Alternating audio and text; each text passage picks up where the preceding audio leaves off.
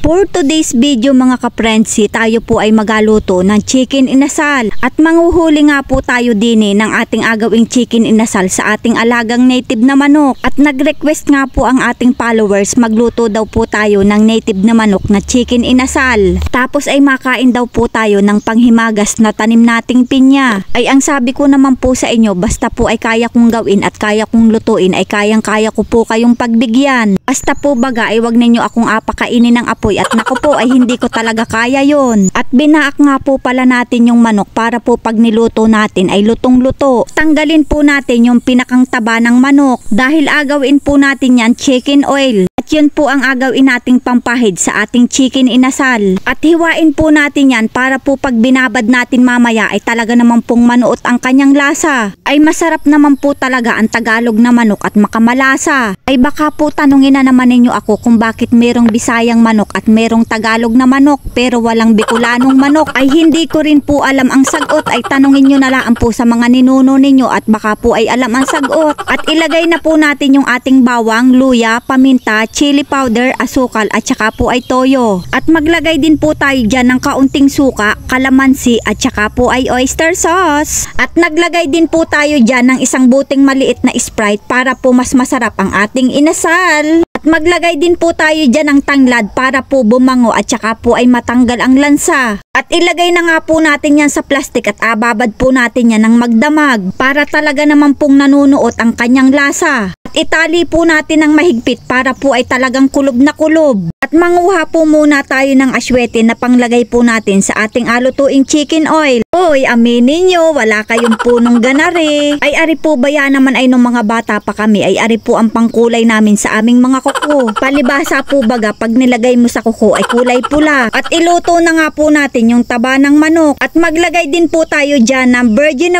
na coconut oil. Nilagay na rin po natin yung bawang at saka po ay aswete. Pagkalipas nga po ng ilang minuto ay luto na ang ating chicken oil. At pwede na nga po nating ahunin yan at atin po yung asalain. Napakaganda nga po ng kanyang kulay at pwede nga po natin yung isabaw sa kanin. At dahil nga po nababad na natin ng magdamag ang manok ay atin na po yan tanggalin sa plastic. Ganyan nga po ang itsura pag matagal na binabad. At pahiran po natin ng mantika yung ating apag-ihawan para hindi po dumikit yung ating manok. At pahiran na po natin yan nung ating ginawang chicken oil. Ay ganyan lang po man din gumawa ng manok na inasal. Ay chicken oil po ang ating apampahi dyan para po pag naluto ay hindi maitim, hindi po kagaya ng toyo. Pag natikman mo nga po ang ganda ring luto ay parang kumain ka na rin po sa mang inasal.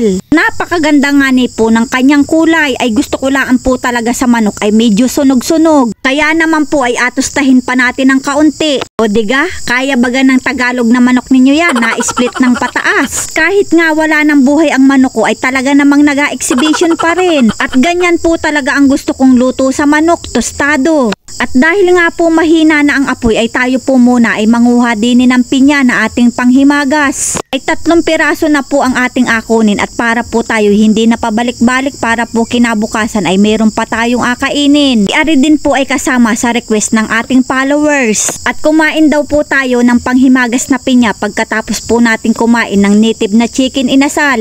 Ayan, ang sarap na ring pinyang ari at katamtaman ang hinog. Yanong tamis po pati na ri at ari po talaga ay hinog sa puno. Ay arilaan po talaga ang kagandahan sa probinsya na pag gusto mong kumain ng fresh na prutas ay talaga namang makakakain ka. Ay ang sabi nga po, piliin mo pa rin ang Pilipinas kahit mahal ang bigas. At maliit ang sahod pero malaki ang kaltas. At ahunin na nga po natin ang Prensiela chicken inasal. Ay ayan, sarap na re. Tapos po ay sabawan natin ng chicken oil yung ating kanin. Ay naku naman, ay talaga naman pong mapapalaban na naman tayo na rin sa kainan. Ayan, nung lasa na rin at ari Tagalog na manok Itirahin na natin yan at baka tirahin pa ng iba. Ay ari man din ang inagayon ko, napakasarap kumain pagkaganari ang ulam. At kung sa mang inasal nga po ay only rice ay dini naman po ay isang buong manok. Aba ay matindi po ari, may kasama pang pinya. Ay makasyang tunay naman po talaga na pag Tagalog na manok ay nakaw ay talaga namang nagatagalog ay